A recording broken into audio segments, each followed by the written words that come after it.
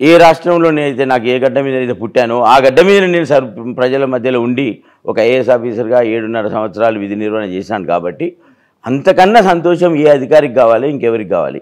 So జిల్లా కలెక్టర్గా అపారమైన అనుభవం ఉంటుంది, అపారమైన అవకాశాలు ఉన్నాయి నాకు.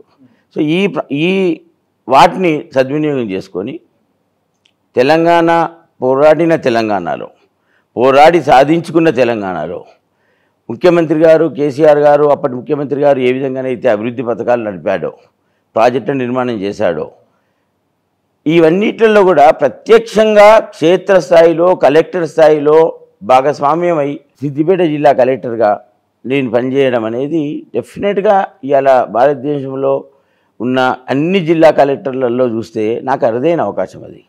సో అవకాశం వచ్చినప్పుడు తప్పకుండా దాన్ని సద్వినియోగం చేసుకున్నాం. కేసీఆర్ గారి పాలసీలు, కేసీఆర్ గారు ఏదైతే ప్రజల కొరకు శ్రమించి రూపకల్పన చేశాడో అందులో నేను డెఫినెట్గా డెలివరీ మెకానిజంలో ఉన్నాను కాబట్టి నాకు సంతృప్తి ఇచ్చింది. దానివల్ల కేసీఆర్ గారి మీద నాకు ప్రేమ పెరిగింది. ఫస్ట్ ఆఫ్ ఆల్ తెలంగాణ అజిటేషన్ని ఒక ఆఫీసర్గా నేను క్లోజ్గా మానిటర్ చేసుకున్నా. ఎప్పుడు వస్తుంది తెలంగాణ, ఎప్పుడు వస్తుంది తెలంగాణ అని చెప్పేసి ప్రతి కళ నాకు నెరవేరింది. నేను ఒక ఆఫీసర్గా తెలంగాణ వచ్చిన తర్వాత మా అన్న కూడా ఐఏఎస్ ఆఫీసర్, ఇంట్లో ఇద్దరం ఐఏఎస్ ఆఫీసర్లో ఉన్నాం. నేను మా అన్నయ్యని అడిగి రిక్వెస్ట్ చేసి అన్నయ్యని తీసుకొని వెళ్ళిపోయా. నేను పరిచయం చేసుకోలే, ఎవరిని అడగలే, అపాయింట్మెంట్ తీసుకోలే. ఇంకా చీఫ్ మినిస్టర్గా కేసీఆర్ గారు స్వేరింగ్ ఇన్ చేయలే. ఇంకా ఎలక్షన్ ఫలితాలు వచ్చినాయి. అప్పుడు మనకు తెలంగాణ సాధించుకున్న తర్వాత ఫలితాలకు ప్రభుత్వం ఇంకా స్వేరింగ్ ఇన్కి మధ్యలో 16-18 రోజులు ఉన్నాయి. ఆ టైంలో నేను మా అన్నయ్య ఐఏఎస్ ఆఫీసర్, ఆయన కూడా, మేము ఇద్దరం కలిసి వెళ్ళాం. అందరితో పాటు క్యూలో వెళ్ళా. అక్కడికి వెళ్ళిన తర్వాత ఉద్వేగంతో, అంటే ఒక ఆనందంతో తెలంగాణ సాధించిందని చెప్పి నేను పాదాభివందనం చేసిన. ఆ రోజు నేను పరిచయం చేసుకోలే, నాకు అంతమందిలో నన్ను గుర్తుపట్టలేదు సారు. బట్ అయినా కూడా అంటే నాకు అంత ప్రేమగా ఇవాళ తెలంగాణ సాధించుకున్నాం. మన రాష్ట్రం మనకు వచ్చింది. మన రాష్ట్రం మనకు వచ్చినప్పుడు ఒక ఫైర్, అంటే ఒక నాకు పెద్ద అవకాశం వచ్చింది జీవితంలో ఒక ఐఏఎస్ ఆఫీసర్గా. మరి నేను ఐఏఎస్ ఆఫీసర్గా నేను ఎంతైతే పని చేయాలనో రెట్టించి పనిచేశా, శక్తి వంచన లేకుండా శ్రమించి పనిచేశా. కాబట్టి నాకు ఆ తృప్తినిచ్చింది.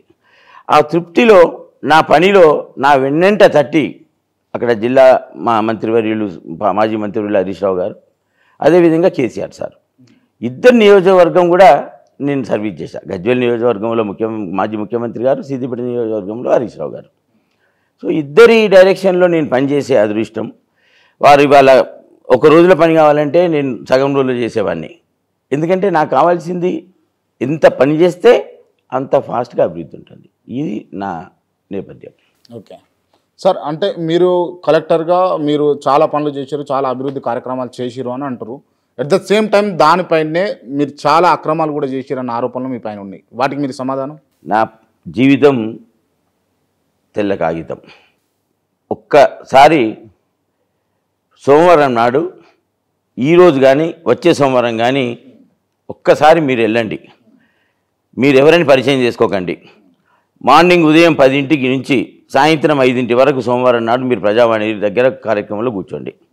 దాదాపు 300 మంది 500 మంది, నేను వచ్చినప్పుడు, నేను కలెక్టర్గా ఉన్నప్పుడు నన్ను కలవడానికి, సమస్యలు చెప్పుకోవడానికి, పరిష్కారం కొరకు సుమారుగా 1000-1500 మంది వచ్చేది. సరే, నేను పర్సనల్గా కనెక్ట్ అయ్యేది కాబట్టి నాకు ఎక్కువ మంది వచ్చేది. ఇప్పుడు సుమారుగా నా ఎక్స్పెక్టేషన్ ప్రకారంగా 400-500 మంది వస్తారు. ఒక్కసారి వారిని అడిగి అసలు ఏంటి కలెక్టర్గా ఏం పని చేశాడు, ఆయన మనస్తత్వం ఏంటి, ఆయన ఏ విధంగా వర్క్ అనేది ఉండేది, ఈ ఆరోపణలు నిజమా కాదా అనేది ప్రజలను అడిగి ప్రజాక్షేత్రస్థాయిలో మీరు తెలుసుకోండి. ఇవాళ నేను చెప్తా ఉన్నా, 18 లక్షల మంది పార్లమెంట్ నియోజకవర్గంలో ఓటర్లు ఉన్నారు. ఏ ఒక్క ఓటర్నైనా కూడా పలానా వెంకట్రామరెడ్డి పలానా విషయంలో పలానా వారి దగ్గర అవినీతి ఆరోపణలు ఉన్నాయి, అక్రమాలు ఉన్నాయంటే నేను బరి నుంచి తప్పుకుంటాను.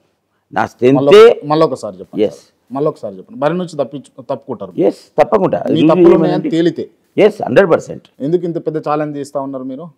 నా మనస్సాక్షి నాకు చెప్తుంది, నా మనస్సాక్షి, నా విశ్వాసం. ప్రజావాణిలో అందుకొరకు మీరు క్షేత్రస్థాయికి వెళ్ళండి, మీరు ఎక్కడ మాట్లాడుతారో మాట్లాడండి. మీరు వాళ్ళు చెప్పింది రైటా రాంగా అనేది నిర్ధారించుకోండి. ఓకే. నిర్ధారించుకొని మళ్ళీ నాకు ఇంటర్వ్యూ చేయండి. Okay, right sir. ఇప్పుడు ఎంపీ అభ్యర్థిగా బీఆర్ఎస్లో ఎవరు లేరు కాబట్టి మీకు ఇచ్చిరా, లేకపోతే మీరైతేనే గెలవగలరు కాబట్టి మీకు ఇచ్చిరా?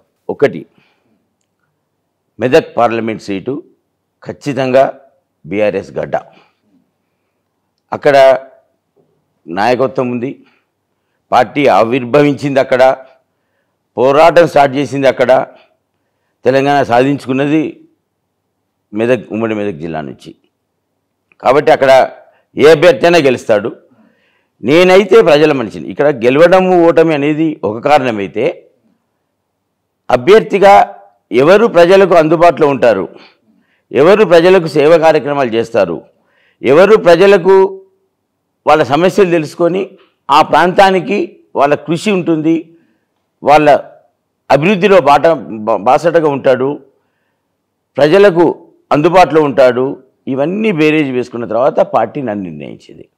అక్కడ ఒకటే కారణం, 7.5 సంవత్సరాలు ఐఏఎస్ ఆఫీసర్గా పనిచేసి ప్రతి గ్రామం తిరిగి, ఆల్మోస్ట్ ఏ గ్రామానికి వెళ్ళినా కూడా ఒక 100 మందిని పేరు పెట్టి పిలిచే అంత నాకున్న పరిచయాలలో పార్టీకి నేను ఖచ్చితంగా సరైన క్యాండిడేట్గా అగుపడ్డా.